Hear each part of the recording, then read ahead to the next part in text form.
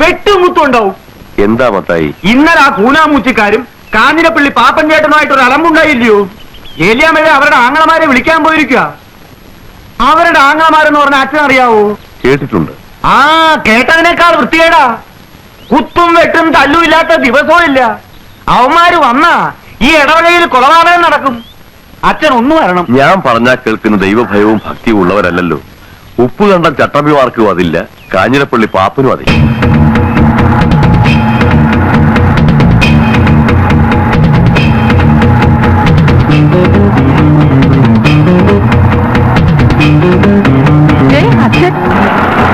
നിർത്തണ്ടാ, വിട്ടോ.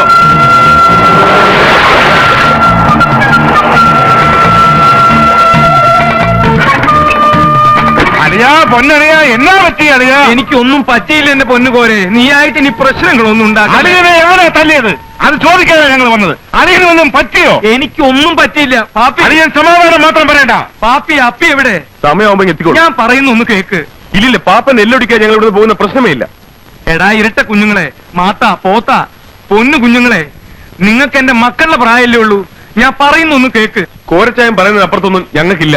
കോരച്ചായം കുത്താൻ പറഞ്ഞാൽ ഞങ്ങൾ കുത്തും, കോരച്ചായം വെട്ടാൻ പറഞ്ഞാൽ ഞങ്ങൾ വെട്ടും. എന്റെ കർത്താവേ, ഇവന്മാർക്ക് നല്ല അകത്ത് വരുന്ന വേദപുസ്തകം വായിക്ക്. ഇതൊക്കെ തല്ലുകൊണ്ടാലേ ശരിയാകത്തുള്ളൂ. എടാ മാത്താ പോത്ത എടുത്തു പോരാ കൊടുവാളും സാധനങ്ങളും.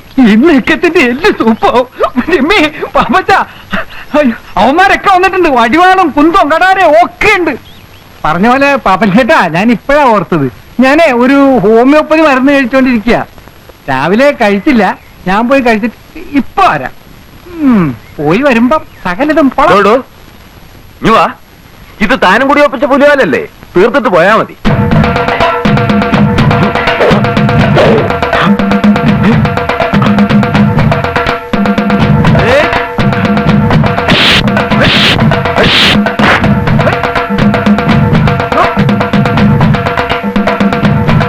എന്റെ കണ്ടങ്കോറൻ ഗുരുക്കളെ, എന്റെ കർത്താവേ, ഇവന്മാരെല്ലാവരും കൂടി അന്ത്യശ്വാസം വയ്ക്കാൻ പോവാണോ? എടാ കാഞ്ഞിരപ്പള്ളി പാപ്പ പരമ തെണ്ടി, എവിടെയാ പാപ്പൻ? ഇത്രയും പേരെ ഉള്ളടാ. അമ്മയുടെ വയറ്റിലേക്ക് തിരിച്ചു പോണ്ടെന്നുള്ളവർ നിൽക്ക്, ഇല്ലാത്തവർ ഓടിക്കോ.